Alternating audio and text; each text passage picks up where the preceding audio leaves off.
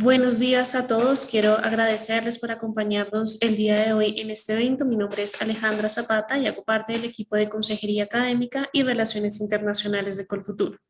Hoy nos encontramos con Queen Mary University of London, con la cual tenemos un convenio que otorga 3 becas del 100% en PhD en las facultades de Humanidades y Ciencias Sociales y adicionalmente en la Facultad de Ciencia e Ingeniería. Hoy Anita está con nosotros, es la representante de la universidad, nos estará contando mucho más información acerca de la beca con la cual tenemos convenio, acerca de la universidad, la oferta académica que tienen disponible y adicionalmente cómo pueden aplicar a la universidad. Al final vamos a tener un pequeño espacio de preguntas y respuestas, entonces si a lo largo de la charla van teniendo dudas, van teniendo preguntas, pueden ir poniéndolas en la parte inferior de Zoom en el cajón de Q&A, que al final Anita le va a dar respuesta a estas preguntas. Aprovecho esta oportunidad para invitarlos a que nos sigan en nuestras redes sociales, en nuestra página web, para que puedan acceder a toda la programación que tenemos actualmente, que puedan asistir a los otros eventos de las becas del 100%, a las charlas de la convocatoria, para que su postulación sea totalmente exitosa. Anita, thank you so much for joining us, for your time and for your interest to present the institution. So you can start. Thank you, Alejandra. I'm really pleased to be here and to be able to address Colombian students. My name is Anita. I'm the representative for Latin America at Queen Mary University of London, and I've recently started in my role. So it's so much more the pleasure to be able to address students. So today I'm going to talk a little bit about our university. And we have a brief agenda here, starting with a very, very brief UK education overview. Why a student should choose Queen Mary University of London, what master's programs we offer, what the entrance requirements are, a little bit about fees and scholarships and our partnership with Colfuturo, how to make an application, and then we'll open up for questions, and hopefully I'll have the answers. Okay, so in terms of UK, there are over 150 universities in the UK. So some of you would have already decided to study in the UK.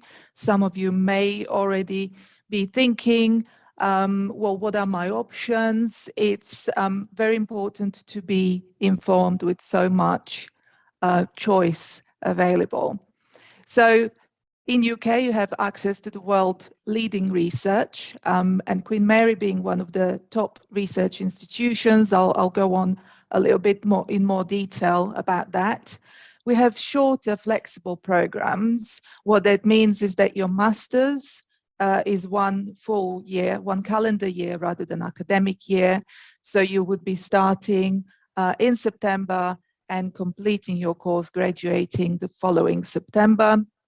It's a highly multicultural learning environment wherever you are in UK, especially London, where you have on a daily basis 300 languages being spoken. Affordability, that's questionable. There's different courses, different prices in different parts of UK. But there is an opportunity here with funding from Colfuturo and with partial funding from Queen Mary as well. So these are the opportunities. Some of our courses have got industrial placements. Some of the courses have study abroad experience. Most of this is on undergraduate level in terms of study abroad. But you would be studying alongside lots of different nationalities as well. So there are, in addition to that, enhanced career opportunities, and university provides support. We'll go on in a little bit more detail as to what kind of support is available at Queen Mary. More than anything, you can improve your English language skills by being in the environment where you'll try not to speak Spanish as much. And there's, of course, social aspect if you're into sports, music, culture, meeting new friends, and so on. So it's a fantastic opportunity to study in the UK. And going on to who we are and why choose Queen Mary specifically. So who are we? On the right, you see a building that's People's Palace at the top, which was the oldest part of the university. It's no longer looking like that, but going into our history dates back to 1785, which we take as traditional establishment of the university with the London Hospital Medical College. The oldest teaching hospital in England. However, St. Bartholomew's Hospital, which is also part of our School of Medicine and Dentistry, has its roots going even further to 1123, when they started really helping people in East London with their ailments, and so on. So that history predates the college as such, but that's also part of our roots with School of Medicine and Dentistry. So in 1882, you had Westfield College join us, which was typically a college that was promoting educational opportunities for women specifically. The college still exists in Hampstead area of North London. In 1887, People's Palace opened by Queen Victoria, and that's the top building, as I mentioned. In 1915, the university joined University of London Federation, and that's a federation of 17 different institutions at the moment, all of which are self-governing. And the benefits to you as a student are that we share facilities. There's access to intercollegiate halls if you wanted accommodation. Away from Queen Mary specifically, there's access to a body of 170,000 students. Make friends with all of them. And you know, you can join other sports groups and so on. You have access to libraries for, if you have that much time on your hands, to join all 17 institutions if you wish. But really, it's best to stick with your preferred subject area and focus on the ones that can supplement what you get at Queen Mary. And in 1934, the college was given Royal Charter by Queen Mary of Tech and became Queen Mary College. And these days we are known as Queen Mary, without a comma, University of London. Okay. So the college has excellent reputation. We're part of Russell Group, which is on a par with Ivy League in the States. If you're more familiar, it's a group of 24 universities that are known for leading research and research excellence, and that are on continual basis engaging the government on a variety of issues. Overall, in the latest rankings, we are 14th in the UK and 5th in London in terms of higher education. 2022, 117th in the world out of loads of universities. And that's on a par with QS world rankings as well. 20th in the world for international outlook, and 5th in UK for research output in the latest research excellence framework, which is completed every 7 years. So the next one is coming up now. And we're very proud to have 9 Nobel Prize winners amongst our alumni, most of them in the field of medicine. In terms of our global profile, we have 31,000 students, 170 nationalities at the moment. So quite a high percentage of our student body is international, with 41,000. We also have, apart from London, we teach in Paris, in Malta, and we have a couple of trans-educational links in China and India as well. In terms of student facilities on campus, one of the most important ones is the Career Centre. This is the University of London Career Centre, but it's based on our campus, our main campus in London, which is at Mile End in East London. And this gives students the opportunity to engage and have one-to-one appointments with the careers, network of careers professionals, and to have access to them for 2 years after graduation. Other facilities that you have are gym and sports hall, usual shops, coffee places, cafes, restaurants. Coffee places are very important. We have Starbucks constantly competing with Costa Coffee on campus. There's a health center for students who are staying on campus or in the area. They get access to our general practitioner. Otherwise, if you are coming as a student to any UK university, you're not on campus, typically you would register with GP in the vicinity of the area where you're staying. So the National Health Service website gives a list of GPs that you can register with in advance, and that's done by the postcode area. So if you're staying in North London, you would put your postcode down and you would be registering with your local GP, because of course you don't want to, if you need to see a GP, you don't want to travel across London when you're not feeling well. In terms of libraries, there are 3 libraries associated with Queen Mary's. So the one that you can see on the bottom right is part of School of Medicine and Dentistry.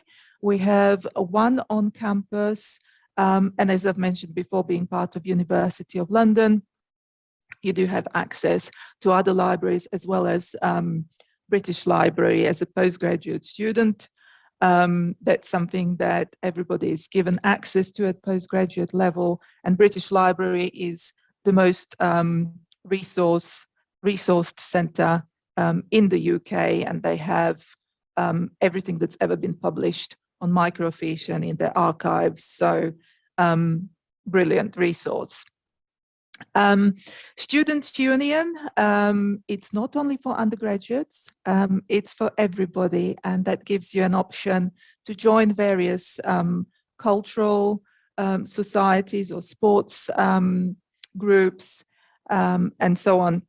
Or if you don't find one and you have time to run a society, then all you need to do is get 20-25 signatures, and then you can run your own. So this is all run by the students themselves. Advice and counselling is very important in terms of giving support with study, with any kind of personal issues, but also with things such as visa applications and advice in general. So they advise on any number of issues that are not that are confidential in nature and not necessarily shared with the rest of the college or academic school. So if you want to speak to advice and counselling, for example, you would have to address them yourselves and not come to me and say, can you ask something, because they would not disclose the information to me. So that's very important to know. In terms of careers, as I mentioned, career service also provides a number of recruitment events. So we've had over 400 different employers come and talk to students at key times of the year, really give them an opportunity to sign up for the company, to apply for internships, and get general information. So you can explore graduate jobs. You can find work experience on a part-time basis, or afterwards. And you can even start your own business if you're allowed by the scholarship body that funds you. So more about that later. So in terms of graduate prospects for our Queen Mary students, quite a high percentage is in employment straight after graduation. It's worthwhile knowing that the Russell Group University are favoured by employers. So our graduates earn on average over a lifetime up to 10% more than a regular graduate of a UK university. I am not sure if you're aware, but there is now, with the government being quite keen on attracting international students into the UK, they're welcoming and they offer 2 years graduate visa to work in the UK after completing the degree. Again, I would encourage you to look into that in terms of what you can and what you can't do. In terms of scholarship. So some of the events that we've run in the past listed here. I'm not going to go into detail, otherwise we'll be here for a long time. But Bill Gates, for example, was very popular. One of the latest visits just prior to COVID breaking out in the last couple of years. I've already mentioned student unions, so students are representing themselves. There are various roles. This is the executive committee.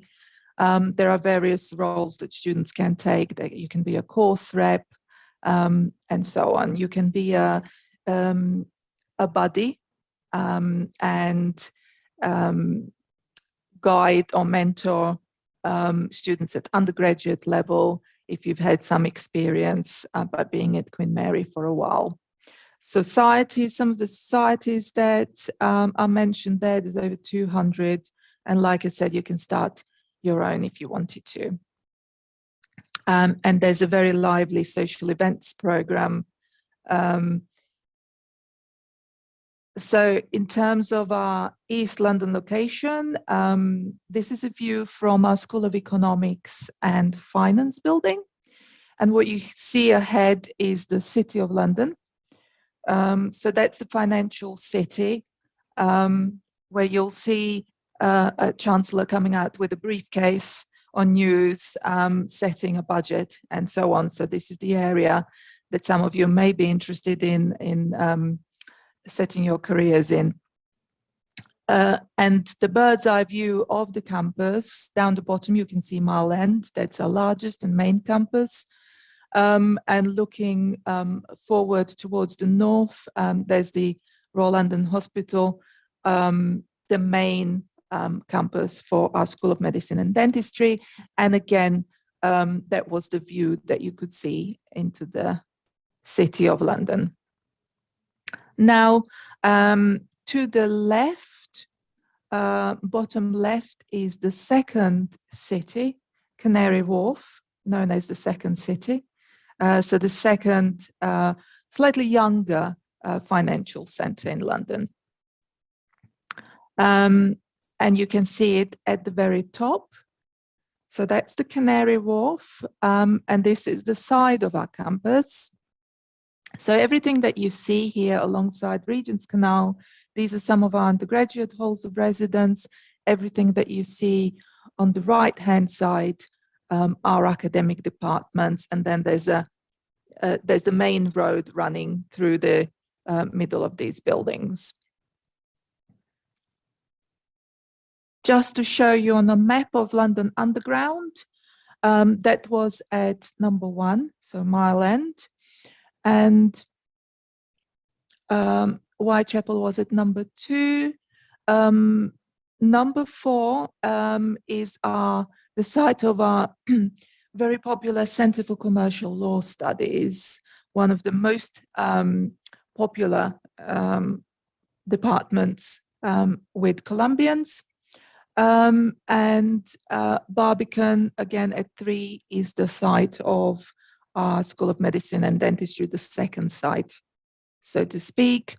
So you can see, I don't know if you can see my mouse, but in between numbers 4 and 2, there's a bank station on the Red Line, which is the site of the city.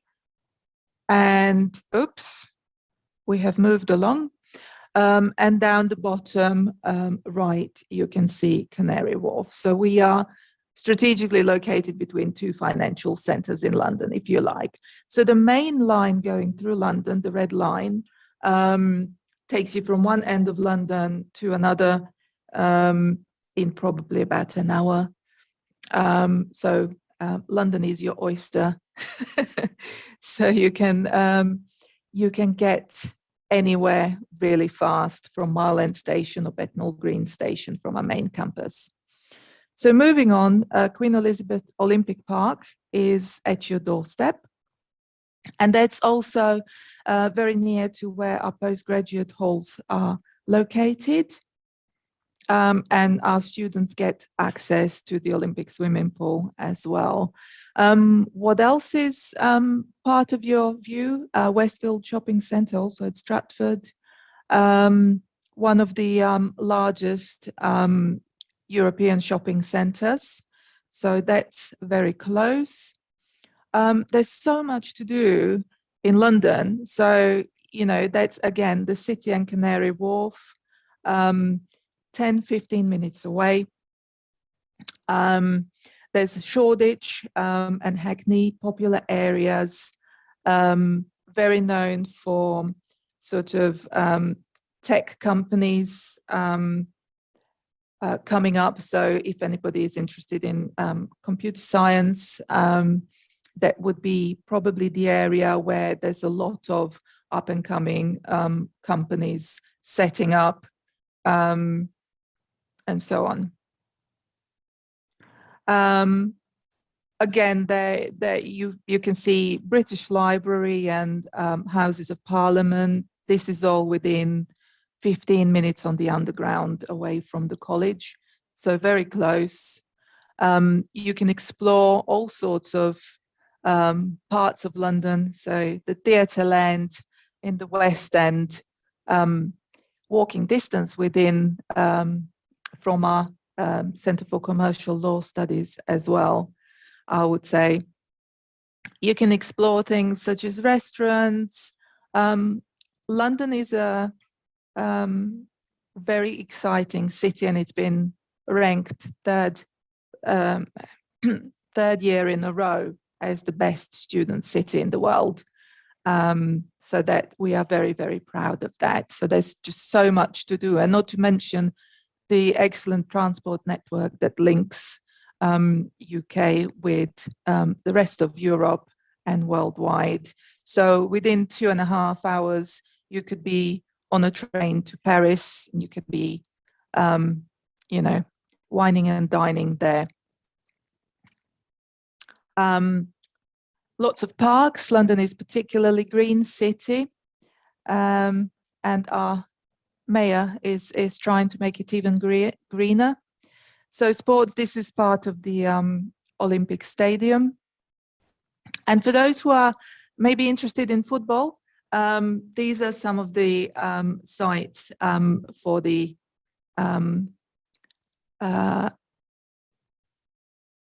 football clubs in London. I'm going to try and move this slightly. Okay, so you will, boys will recognize some of the club names.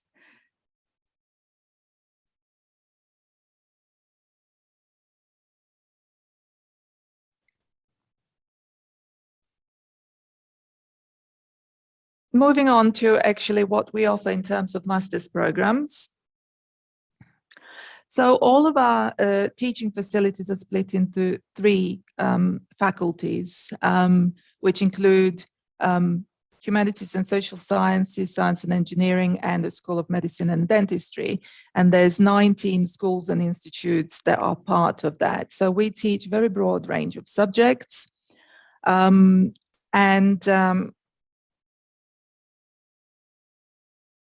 Most of them are very highly ranked.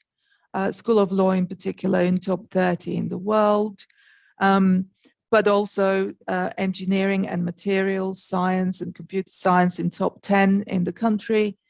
Barts and the London are in the league of their own as one of the best.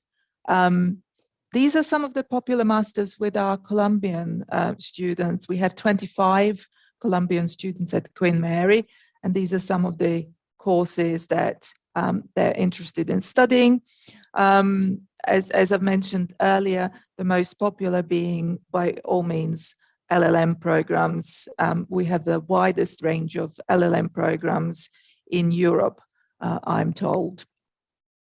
But also things like marketing, financial management, politics and global development, sustainable energy systems.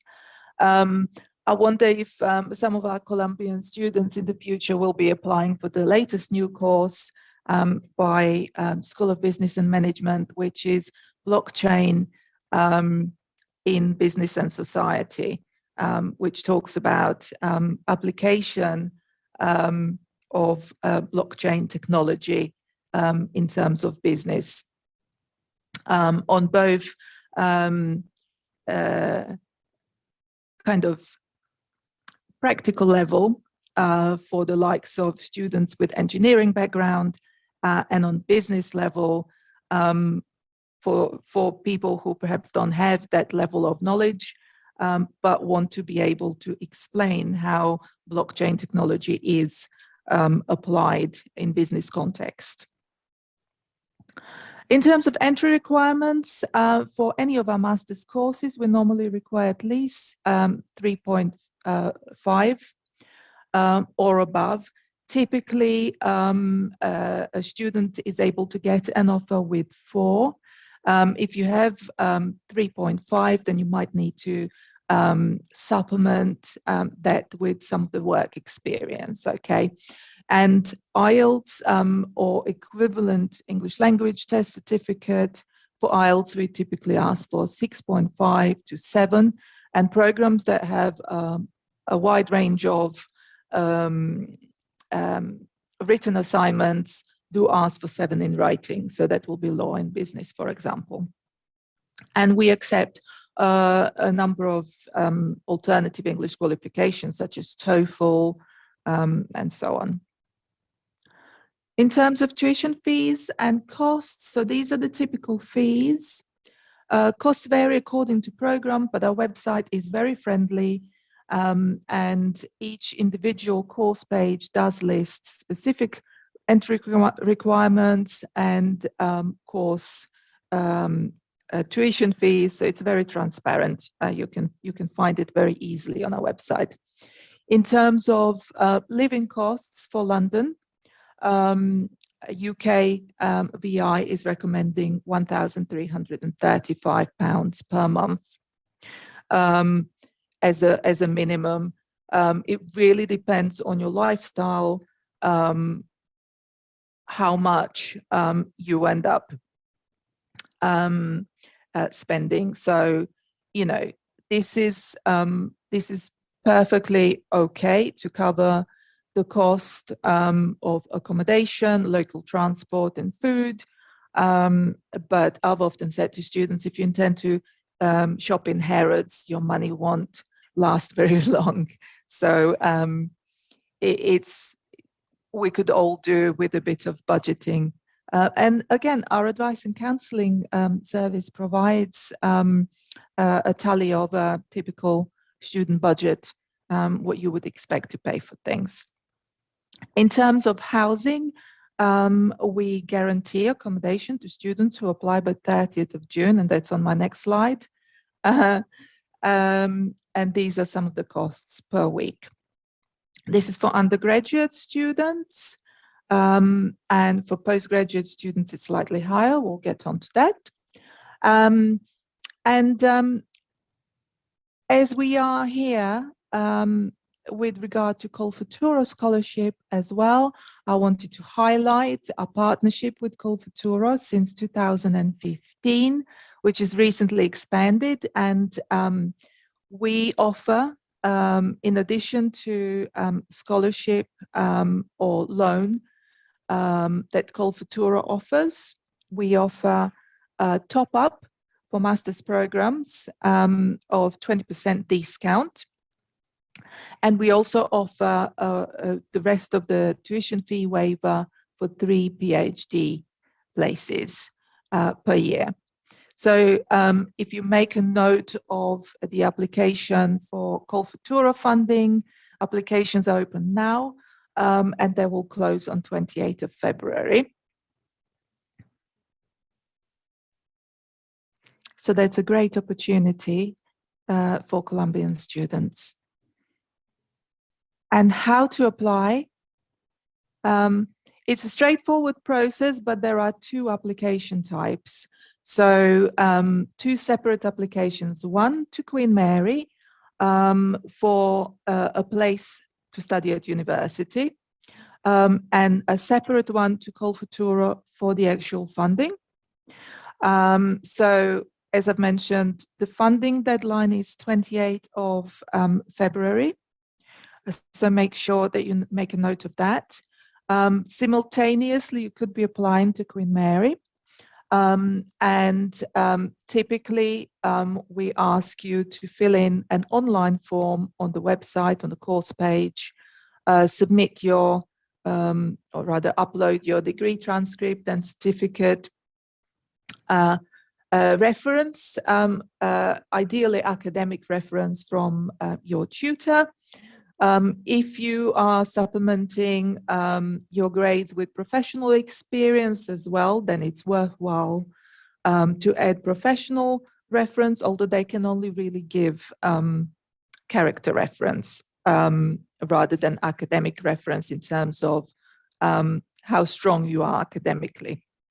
A statement of purpose or motivation letter, your CV or resume, an English language certificate. If you don't have English language certificate at the time of application, you can submit that later. Once you make an application, you submit, you are given your username and password, so you can come back and add additional information via the online platform. And that's also going to give you access to student portal, which you're going to use to enroll prior to attending classes, to enroll and register as a student at university, and to access your class material, timetables, grades, and so on. I've mentioned earlier applying for housing. So here you can see costs, typical costs for postgraduate students. So it really depends on what kind of facilities you are looking at. No, we don't have the costs here. I'm sorry about that. The earlier costs apply. We also have some information on the website.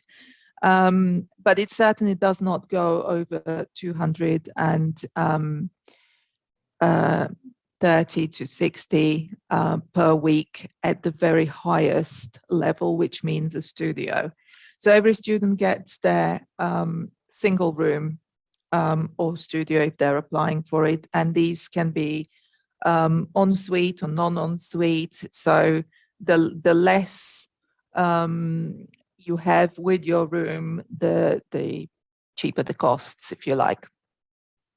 So the process is that you have to make an application first, and typically it takes 4 working weeks to get a decision from the admissions team.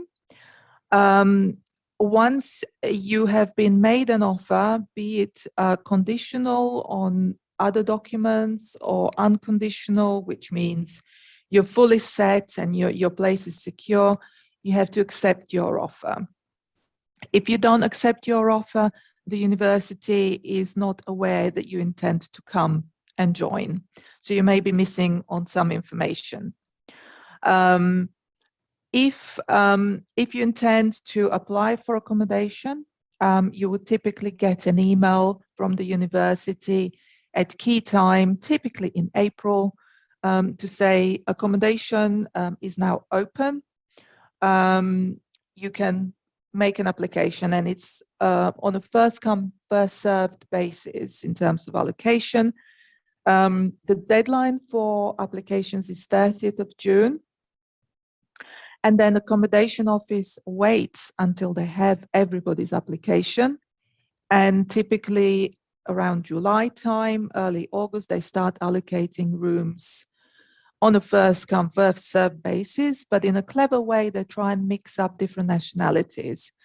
So you would be in a block of single room flats with a shared kitchen, and they would try and mix different nationalities so that you get the chance, or rather you're even encouraged to make lots of friends worldwide. I think that's a great idea. Then you can also use that opportunity to go and visit them, you know, after you've graduated and so on, and travel around the world and see some friends, friendly faces, if you like.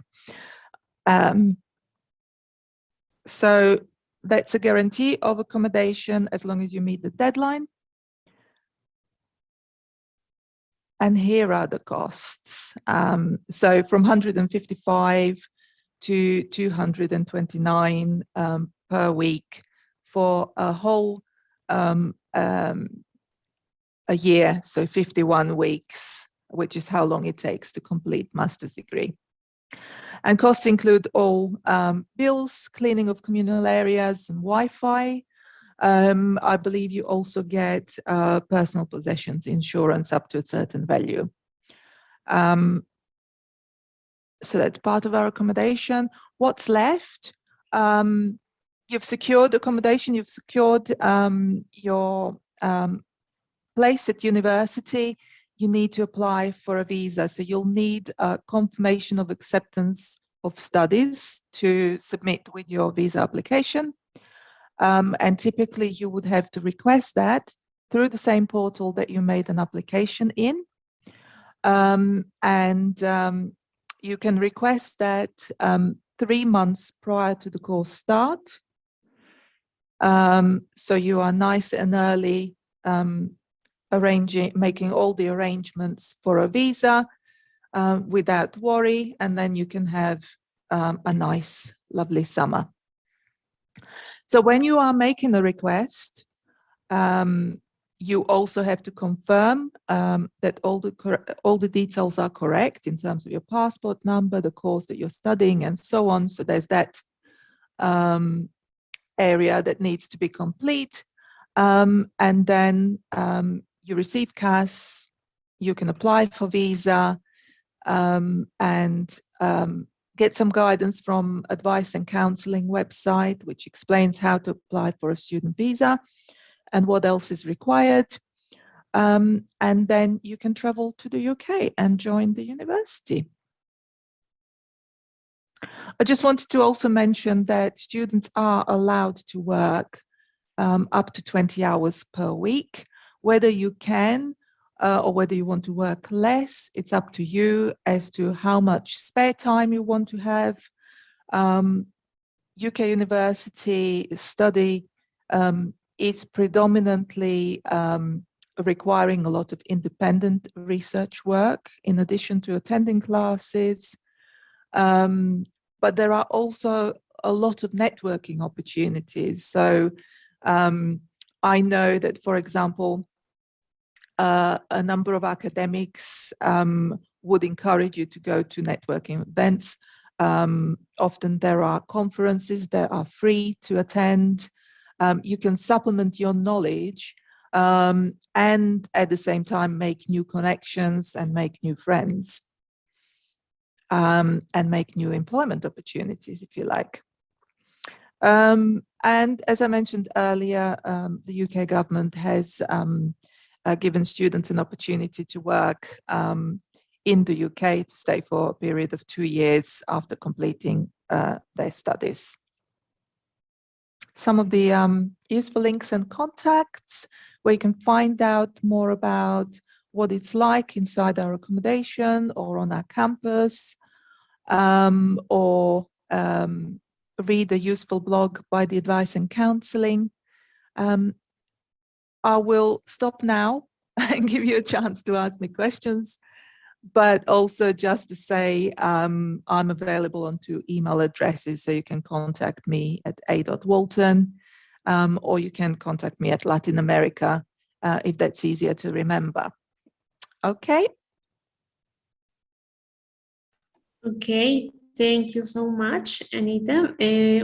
We have one question for Annie. Go ahead. When is the deadline to apply to a Queen Mary? Should I apply before sending the application to Colfuturo? I think that's a very, very good question. Queen Mary does not have set deadlines for postgraduate programs, so you can apply anytime. Typically, students apply 1 year before the university starts. So for postgraduates, you can start applying from October for the next September entry. In terms of Colfuturo applications, I think I'm going to leave that to Colfuturo to answer what is the requirement in terms of documents that you need to present. Claro que sí. Para acceder a todos los convenios que tenemos, actualmente tenemos 124 convenios, ustedes tienen que tener la carta de admisión a la universidad, aunque la universidad no lo pida, Colfuturo sí lo exige, ustedes tienen que tener carta de admisión. Una vez el 12 de mayo, nosotros damos los resultados de las personas que quedaron seleccionadas, nosotros le enviamos esa lista a la universidad y ya la universidad es la que se encarga de otorgar las becas. Pero sí es necesario que ustedes tengan la aplicación a la universidad y puedan subirlo antes del 28 de febrero, que es cuando se cierra la convocatoria. Okay. Can you repeat how many hours can we work in London? Up to 20 hours per week while term is in session. While term is not in session, you can work as much as you like. And the typical working week is 35 hours. So that means while you're writing your dissertation, you can work. But if the term is still in session and you have not, you have maybe finished your exams, but your school is still in session, then you won't be able to do more than 20. I hope that helps. Okay, what days does the university decide whether or not to accept a student? Repeat that, please. What days? Around what days does the university decide whether or not to accept a student? So it normally takes 4 working weeks. Okay. To get a decision. So, yeah. Okay. I think I got that question right. Yes. What should I do if I don't have an English certificate, but I do have English skills? So you will need to prove to the university that you have skills to certain level, and that means taking a test. That's also a visa requirement. So yeah, Ielts, we accept TOEFL, we accept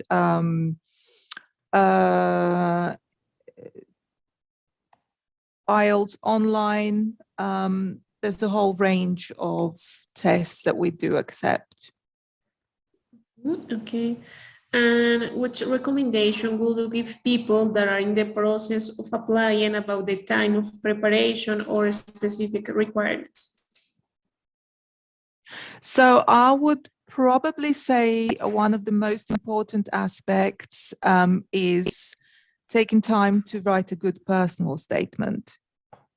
So if you write a good motivation letter, preparing in that sense, maybe do a bit of research as to how to, how to write a personal statement, write about why you want to study a particular subject area and what area within that subject interests you the most, what kind of career opportunities you're looking for.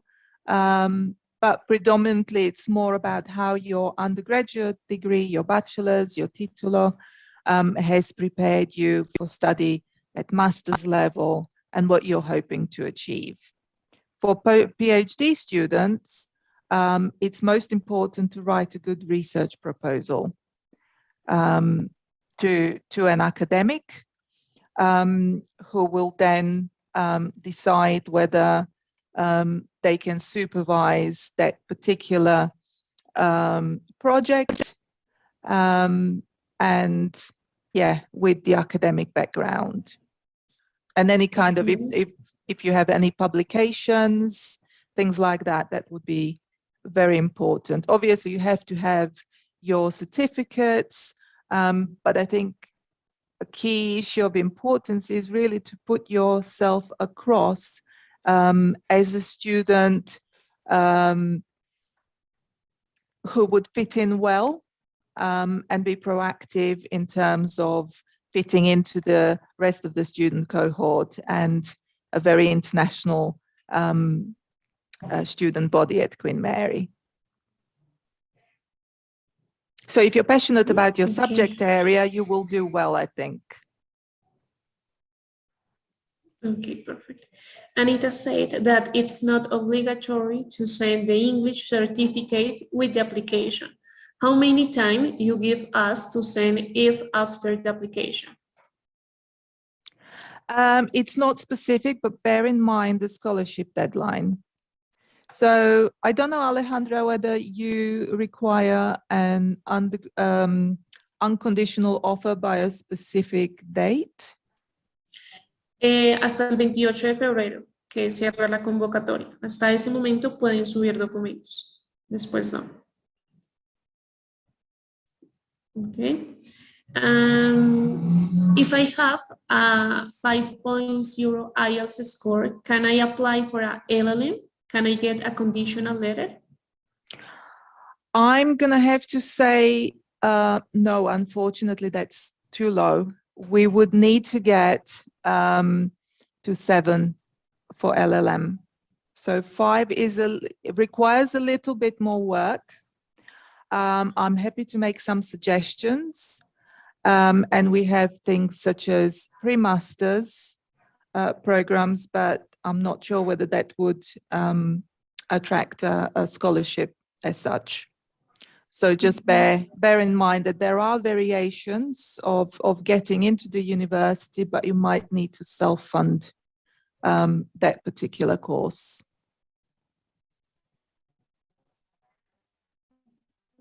Does that answer the question?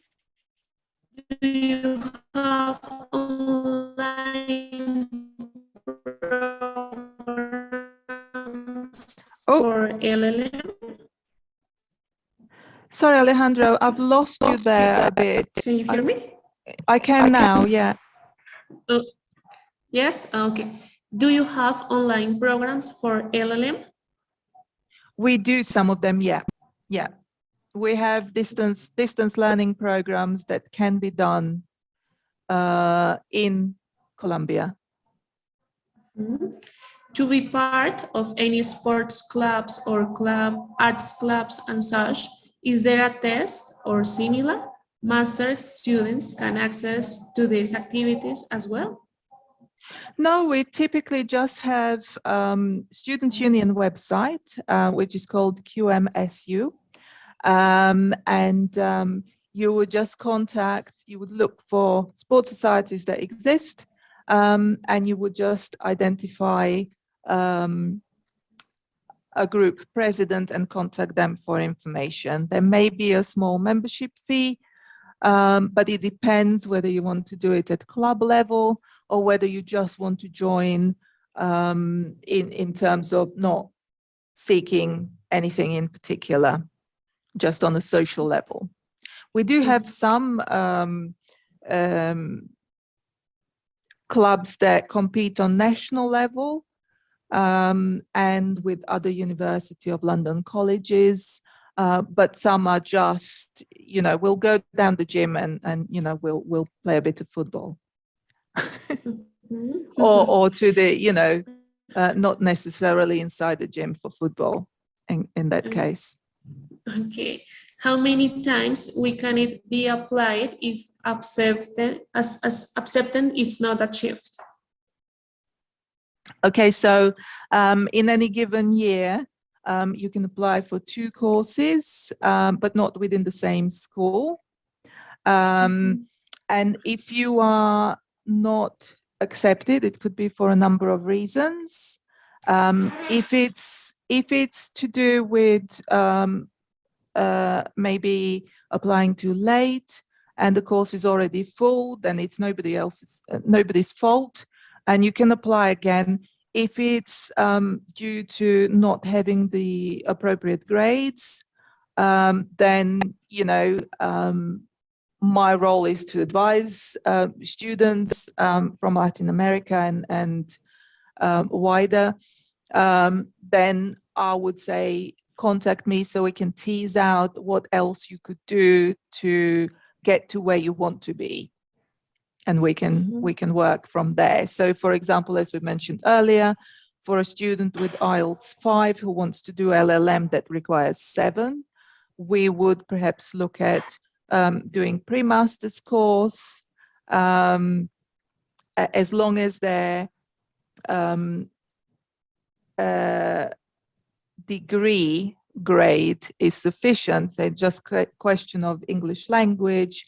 There are ways of getting to it. It might take a little bit longer, but there's a bit of flexibility over that. But as I've mentioned, Col Futuro have their own criteria separate from Queen Mary, so you have to consider both these things together.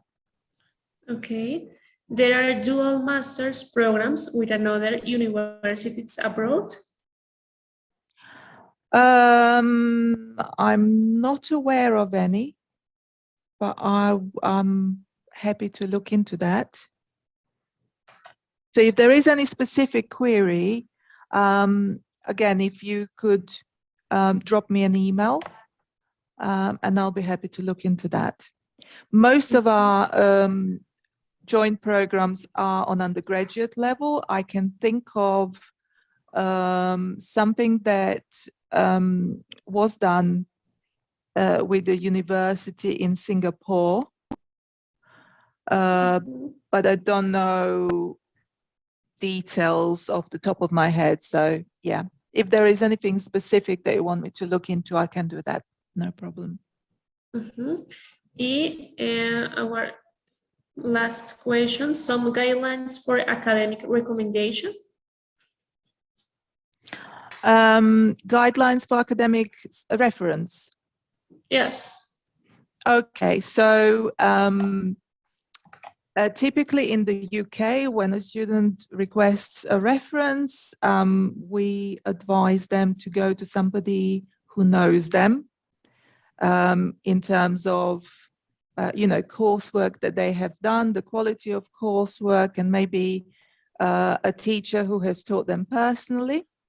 And then there is a general reference that the school can provide if a student has been out of university for some time. So I would always recommend going to a lecturer, especially if you're applying for university overseas. Go to a lecturer and tell them that you will be making an application and whether they would be willing to support you with a reference letter. And in a lot of cases, that will be definite yes, so they can write good things about you. The worst thing that can happen is that you apply to the university and put down the referee, and the referee doesn't have a clue that you're applying to university. They get contacted for a reference and they don't know, they don't have any point of reference. So speak to your teachers yeah, make sure that they have a background so they can write you a nice reference. Okay, perfect.